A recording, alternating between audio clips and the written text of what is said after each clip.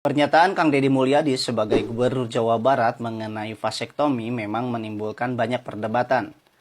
Apalagi Kang Deddy menjadikan vasektomi sebagai syarat warga untuk menerima bantuan sosial. Memang tujuan beliau mencanangkan vasektomi ini baik, yaitu untuk mengentaskan kemiskinan dan untuk menurunkan angka kemiskinan di Jawa Barat. Dan kita sebagai warganya harus mendukung, menerima, dan menyambut dengan baik program dan juga kebijakan dari beliau. Karena tentunya setiap kebijakan adalah untuk mensejahterakan warganya. Namun mengenai hal ini, alangkah lebih baiknya kita memahami terlebih dahulu programnya dan mendengarkan pendapat dari berbagai pihak dan dari berbagai sudut pandang. Salah satunya dari kacamata medis dan juga agama.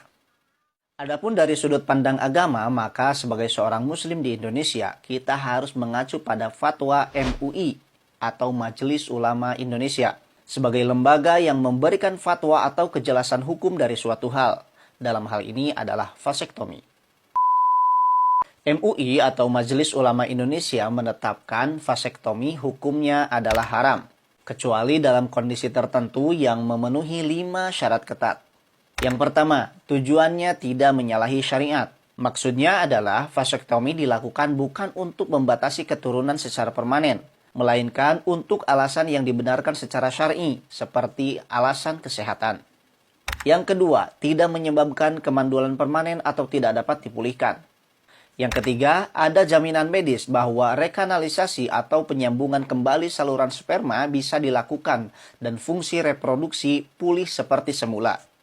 Yang keempat, prosedur vasektomi ini tidak menimbulkan mudorot atau bahaya atau dampak negatif bagi kesehatan pelakunya. Dan yang kelima, vasektomi tidak dimasukkan ke dalam program kontrasepsi mantap, yaitu program kontrasepsi permanen yang bersifat massal atau dipaksakan. Nah, meskipun teknologi medis memungkinkan rekanalisasi atau penyambungan kembali saluran sperma, namun tingkat keberhasilannya masih rendah dan tidak menjamin kesuburan kembali seperti semula. Oleh karena itu, MUI tetap menegaskan bahwa hukum keharaman vasektomi masih berlaku hingga saat ini.